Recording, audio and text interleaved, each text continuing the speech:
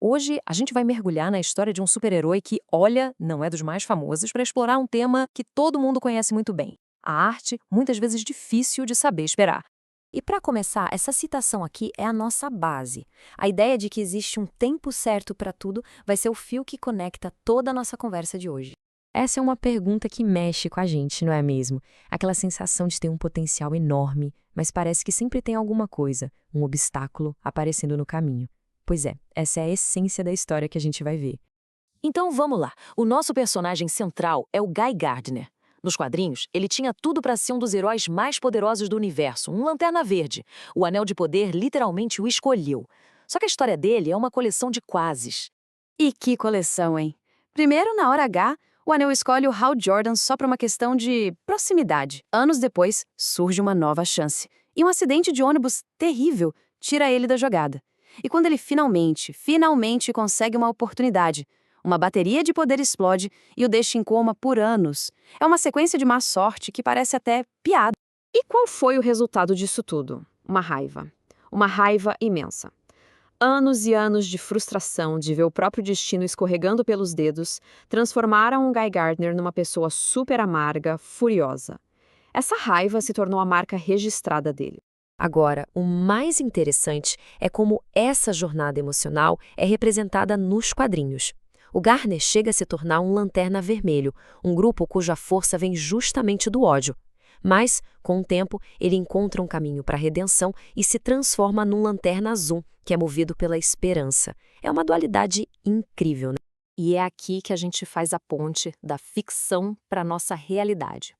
A história do Gardner, essa transição da fúria para a esperança, acaba sendo um espelho muito poderoso para a nossa própria dificuldade em lidar com esses períodos de espera, de frustração. Porque, vamos ser sinceros, a nossa cultura hoje em dia não treina ninguém para ter paciência.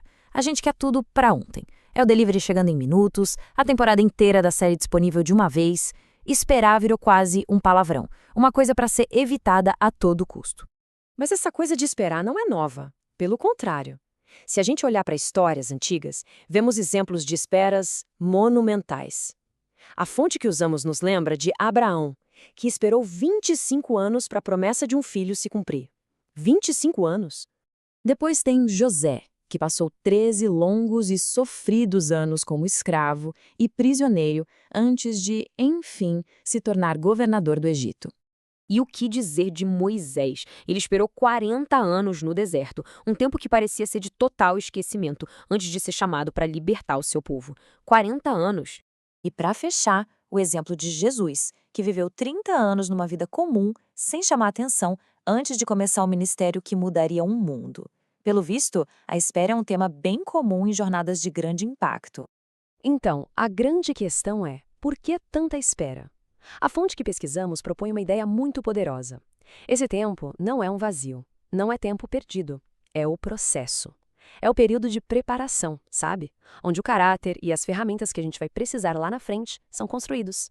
E olha que exemplo prático e genial de como esse processo funciona. O autor do material de origem conta uma história pessoal, uma jornada acadêmica que na época parecia um grande desvio, uma perda de tempo.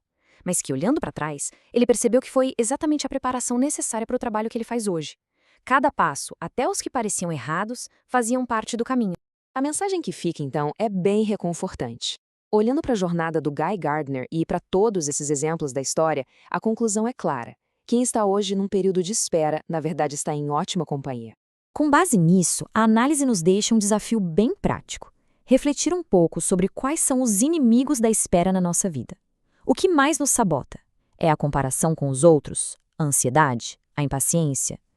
E a partir daí, pensar em quais armas a gente pode usar para lutar contra eles. Como, por exemplo, focar na própria identidade, em vez de olhar a grama do vizinho.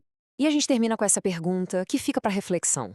Em vez de ver a espera como um tempo perdido, talvez a pergunta mais importante seja: para o que, afinal, o nosso período de espera está nos preparando? Fica aí o pensamento. Obrigado por acompanhar essa análise.